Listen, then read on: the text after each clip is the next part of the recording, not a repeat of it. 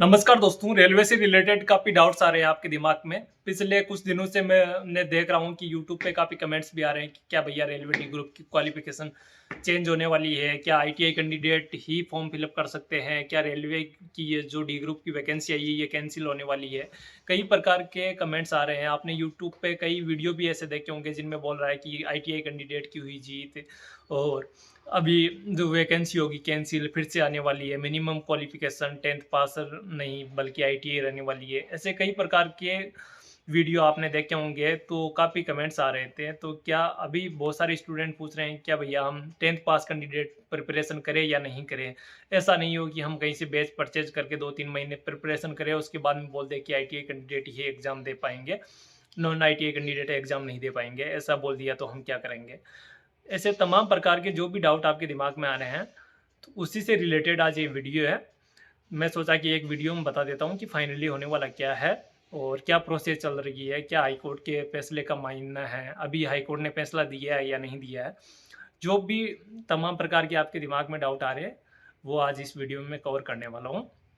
तो दोस्तों क्या हुआ था कि 2019 में जो रेलवे डी ग्रुप की वैकेंसी आई थी, उस टाइम में रेलवे ने नॉन आईटीआई कैंडिडेट सारे मतलब 10th पास कैंडिडेट भी फॉर्म फिलअप कर सकते थे। तो रेलवे ने 2019 में फिर एक नोटिस जारी किया 15 जून 2019 को कि आगे रेलवे डी ग्रुप की जो भी वैकेंसी आएगी उसमें मिनिमम क्वालिफिकेशन आईटीआई चाहिए। मीन्स यदि आप आईटीआई कैंडिडेट नहीं हो, मतलब आईटीआई नहीं कर रखी है, तो आप फॉर्म नहीं भर सकते रेलवे डी ग्रुप का।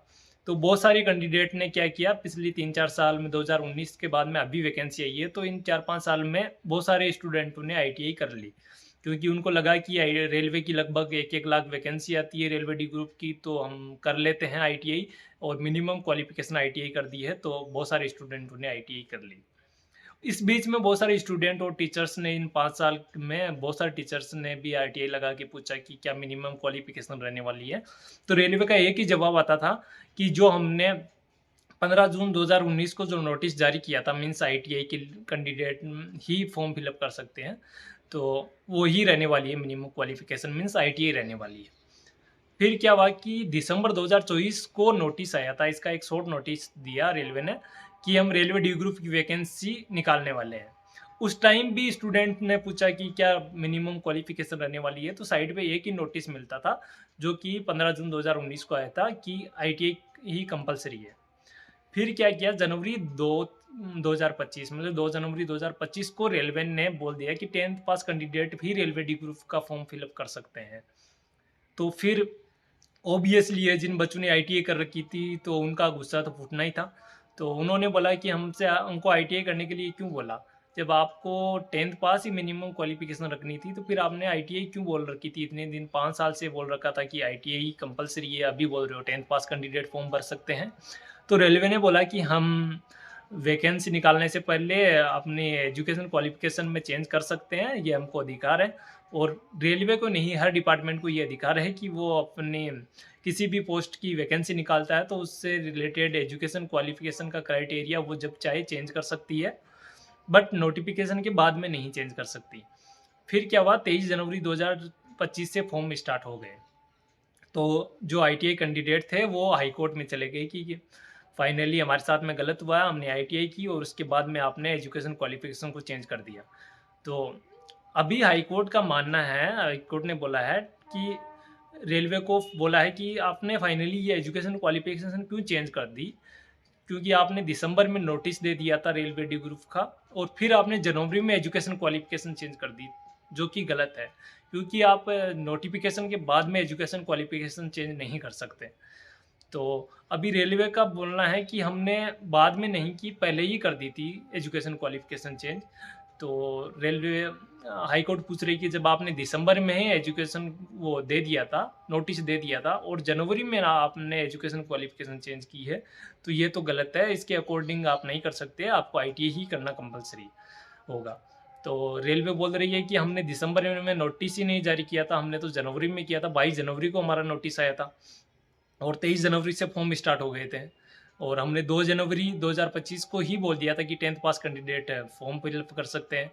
तो हम अपनी जगह सही है, क्योंकि नोटिफिकेशन से पहले हमने क्वालिफिकेशन चेंज कर दी थी और ये हमको लगा कि सभी कैंडिडेट को मौका देना चाहिए, इसलिए हमने ये क्वालिफिकेशन चेंज कर दी। बल्कि हाई कोर्ट बोल रही है कि आपने जब दिसंबर में नोटिस निकाला था उसमें तो आपने आईटीआई बोल रहा था और फिर आपने जनवरी में क्यों चेंज कर दी। तो रेलवे बोल रही है कि वो एक शॉर्ट नोटिस था, वो कोई नोटिस नहीं था, ओनली शॉर्ट नोटिस था। फुल नोटिफिकेशन 22 जनवरी 2025 को आया था, नहीं कि 28 दिसंबर 2024 को आया था। तो अभी यही चल रहा है। तो अभी रेलवे हाई कोर्ट पूछ रही है रेलवे से कि आप हमको कोई सॉलिड रीज़न दीजिए, अदरवाइज हम अपना डिसीजन खुद से दे देंगे। और खुद से देने का रीज़न मतलब यही है कि वो यही बोलने वाली है हाई कोर्ट कि हाँ, आईटीआई कैंडिडेट ही इसमें होने चाहिए, क्योंकि आप नोटिफिकेशन के बाद में चेंज नहीं कर सकते। बल्कि रेलवे का साफ कहना है कि हमने नोटिफिकेशन ही 22 जनवरी को निकाला था, जबकि 2 जनवरी को हमने क्वालिफिकेशन चेंज कर दी थी। तो दोस्तों, अभी कोई कन्फर्म कुछ नहीं हुआ है कि क्या होने वाला है, 10th पास रहने वाली है या आईटीआई रहने वाली है। बट ये ध्यान रखना कि 99% 10th पास ही रहने वाली है, क्योंकि ये अभी हाई कोर्ट में चलेगा, फिर सुप्रीम कोर्ट में जाएगा, चलने वाला है ये ऐसे ही। फाइनली रेलवे यही बोलने वाली है कि हमने नोटिफिकेशन के बाद में नहीं, बल्कि नोटिफिकेशन से पहले ही क्वालिफिकेशन चेंज कर दी थी और ये हमारा अधिकार है, हम जब चाहे चेंज कर सकते हैं।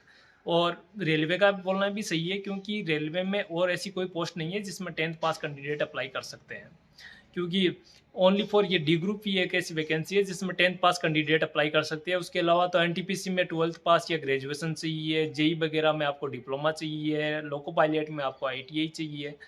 तो एकमात्र रेलवे में 10th पास कैंडिडेट सिर्फ रेलवे डी ग्रुप में अप्लाई कर सकते हैं, इसलिए हम सभी को मौका देना चाहते हैं, रेलवे का ये मानना है। तो दोस्तों, फाइनली यही होने वाला है कि लास्ट में ये वैकेंसी कंप्लीट होगी और 10th बेस पे ही होने वाली है, क्योंकि जो रेलवे नहीं, कोई भी डिपार्टमेंट हो, वो अपनी क्वालिफिकेशन को कभी भी चेंज कर सकता है, वो उसको अधिकार है। तो अपनी प्रिपरेशन कीजिए, फालतू में इन रूमर्स फैलाई जा रही है मार्केट में कि वैकेंसी कैंसिल होने वाली है, फिर से आने वाली है, तो बहुत सारे स्टूडेंटों ने अपनी तैयारी भी छोड़ दी है। तो आप अपनी प्रिपरेशन कीजिए, फालतू में इनके चक्कर में ना रहिए, क्योंकि क्वालिफिकेशन कोई चेंज नहीं होने वाली, यही रहने वाली है फाइनली, और इसी के बेस पे आपका ये एग्ज़ाम होगा। और यदि ऐसा हाईकोर्ट ने फैसला भी दे दिया कि नहीं, आपको क्वालिफिकेशन चेंज करनी पड़ेगी, तो रेलवे नोटिस फिर से जारी कर सकती है। मीन्स बोल दे कि हमने 2 जनवरी को नोटिस जारी कर दिया, हम वैकेंसी फिर से अप्लाई करवा रहे, फॉर्म हम बोल रहे हैं 10th पास होगी। तो वो फाइनली रहने वाली 10th पास ही है, क्योंकि वो रेलवे का अधिकार है। तो आप फालतू में किसी रूमर्स में नहीं आइए, अपनी प्रिपरेशन कीजिए।